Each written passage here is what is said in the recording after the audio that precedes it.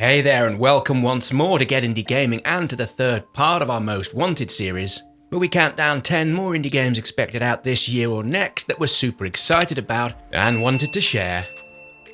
At number 10 and first shown off during last year's E3, Cris Tales is a JRPG tribute and ode to such games of the past. However, while it clearly shows off its classical inspirations, it looks likely to deliver something that's more than a few fresh takes on the genre. You play as a character called Cris Bell, who is able to view her past and future self from where she stands within the present. Naturally, this time-based mechanic is at the heart of the game, and this bit's pretty cool. Actions you take in the present timeline based on what you know of the past has the potential to alter outcomes and events in the future. I hope that makes all sense. Combat looks decidedly solid, with it putting us in mind of say Final Fantasy VII or other JRPGs such as Fire Emblem. Cris Tales is all fully hand-drawn and the animations look so very silky smooth. This one's expected to come out at some point this year on PC, PlayStation 4, Xbox One and the Nintendo Switch, and if you fancy a closer look, there's a demo you can pick up for free by way of the Steam homepage. At number 9, and the first of two racing games to appear in this rundown, we have Art of Rally.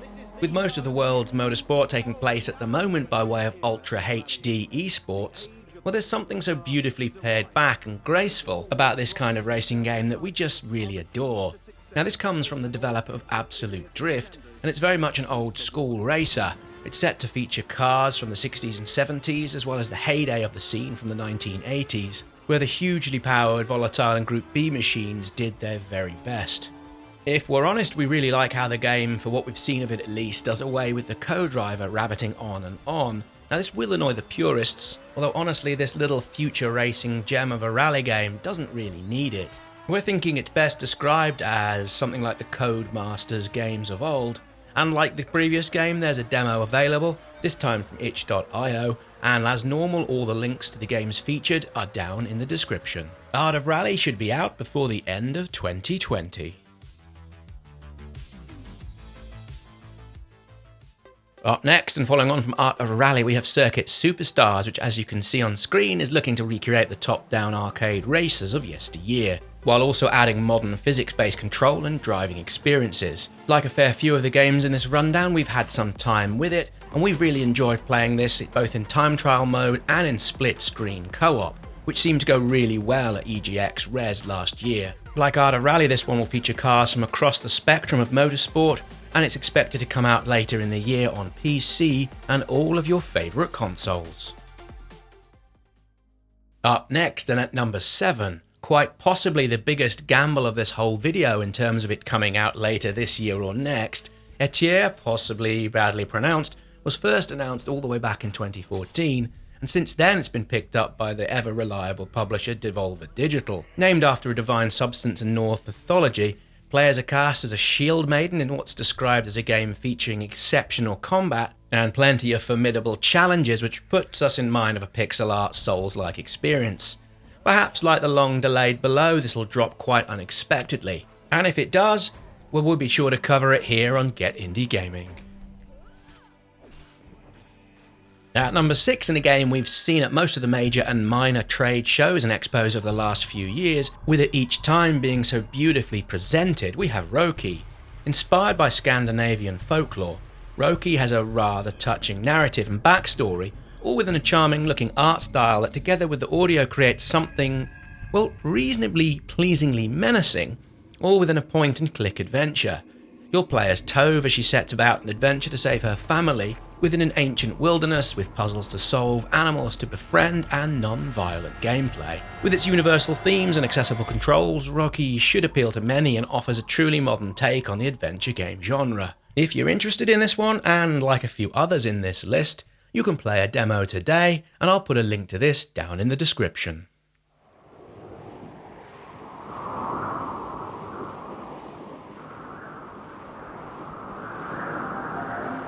Up next, and at number 5, we have Sable, which began life, as it were, in a garden shed belonging to the parents of one of the developers. Now, it's been a little while since we had an update, with the footage here, well, a good year or so old. We've seen a few snippet updates here and there, mostly by way of the Twitter feed from the developers by them posting the odd GIF. We thought we might be seeing something new at the now cancelled E3, although we can but wonder. In any case, the team behind Sable have said sometime in 2020 as their current launch date, for what's said to be a coming-of-age type of tale by way of discovery and exploration, in what on the face of things is a superbly, strikingly rendered open-world desert. It's also said to offer a deeply personal experience and one without combat, while also using a dialogue choice system that's similar and based on those seen within the recent 80 days. Sable will also feature a decentralized story, which is said to offer players plenty of freedom, with you also being able to finish the game without actually touching it at all. So really we're drawn to this one by how calming it all looks and, well, just how it looks. Sable is expected out on PC, PlayStation 4 and Xbox One sometime later in the year. Coming in at number 4, we have the curious but delightful looking Resort, a game that's coming from Blackwoods Entertainment. Now, unlike the vast majority of games in this list, we have yet to get a demo or spend any hands-on time with it, although we're really interested in what it's seemingly looking to achieve. Now, the story revolves around a writer called Laura Tanner. A comet is on course to smash into a small town, and Laura goes out on a road trip to visit the place and interview a number of its inhabitants who are refusing to seek safety away from their homes. Now, we understand Resort is at its core an interactive, puzzle-free experience, where players will meet compelling but quirky characters, all of them being fully voice-acted in a story that's really about repressed trauma and buried secrets. There's also said to be something that's really interesting where reality and dreams interact. And while there's not much going here to grasp hold of, we're thinking Resort could be that little bit special when it comes out, possibly later in the year onto home PCs by way of Steam. At number 3, and recently shown off at the last Nintendo Indie World Showcase, The Last Campfire is expected out this coming summer across multiple platforms as well as onto PCs via Steam. This was first announced as a sub-project by a handful of team members within the Hello Games studio. You may remember them from such games as Joe Danger, or perhaps more likely, from the journey that has been No Man's Sky. While this was announced way back in 2018, and were reasonably close to launch, it's only been really recently that we've seen any footage focusing on the actual gameplay. And to be honest, now that we have, it looks really rather promising. A few folks have commented it seems to draw inspiration from games such as the hugely overrated Hob, although we're thinking it's coming with perhaps an overall calmer outlook.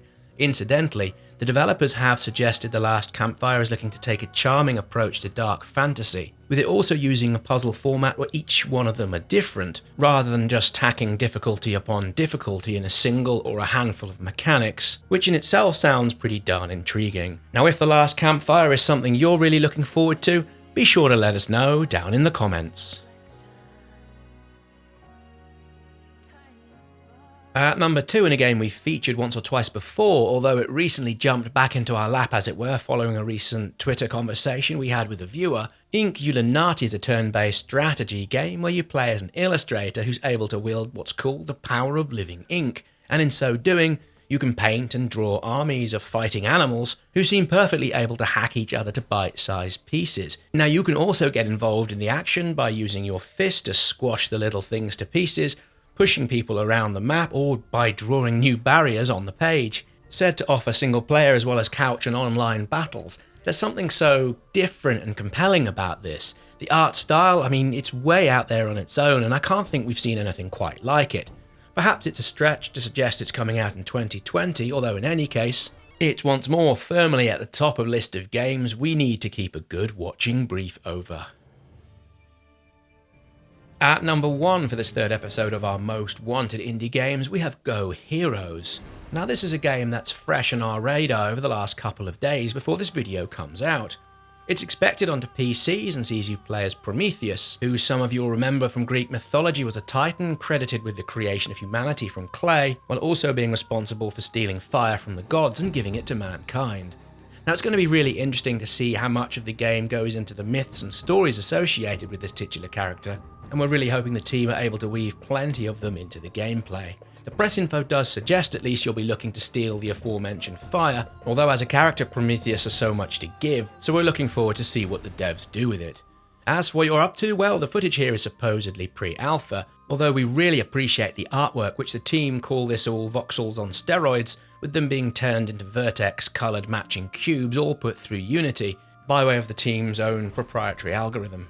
As far as looks goes, well, we're hard at work thinking if there's anything quite like it that uses a similar technique, and we think it all looks stunning. Again, if we return to the gameplay, we understand it'll offer randomised puzzles, epic fights with immortal keepers, as well as having plenty of things and places to discover, all within the landscape that's based on the ancient Greek world. Again, Go Heroes should be coming out, we believe, this summer by way of Steam. And with that, be sure to let us know which of these games you're most wanting to play down below. While you're here, if you've liked the video, please click the like button and subscribe to the channel if you haven't done so. We're uploading nearly every day, and a subscription with the notifications turned on, well, that's the best way of staying up to date with all things Get Indie Gaming. All the best, and see you all soon for another video.